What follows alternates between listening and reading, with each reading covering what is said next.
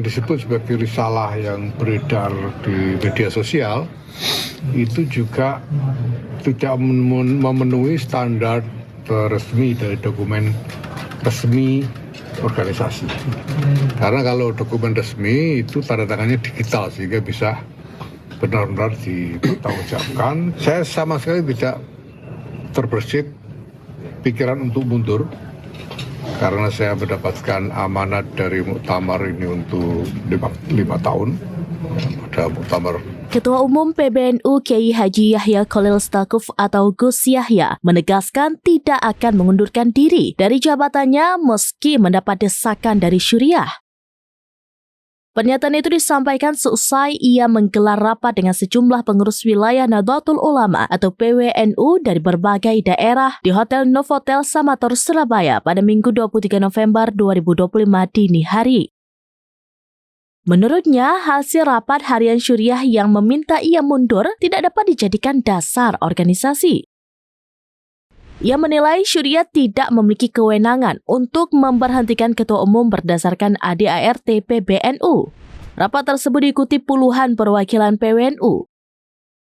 Dalam forum tertutup itu, Gus Yahya mengaku telah menjelaskan berbagai persoalan internal yang belakangan menjadi sorotan publik.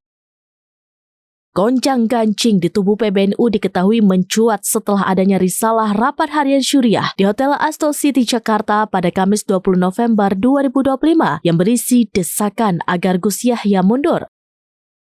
Bahkan beredar edaran yang menyebut bila dalam 3 hari tidak mengundurkan diri, ia akan diberhentikan sebagai Ketua Umum PBNU.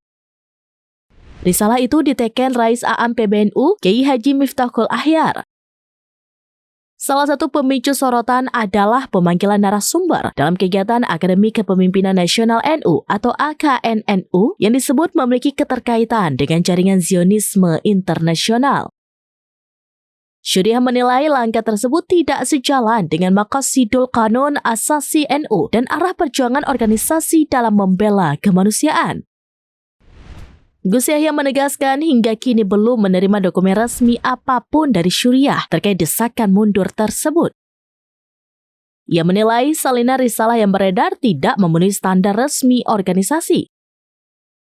Ia pun menolak mundur dan menegaskan dirinya dipilih dalam forum muktamar ke-34 di Lampung pada tahun 2021. Karena itu, ia wajib menuntaskan masa jabatannya selama 5 tahun. Gus Yahya juga optimistis gejolak internal PBNU ini akan segera mereda. Download Tribun X sekarang, menghadirkan lokal menjadi Indonesia.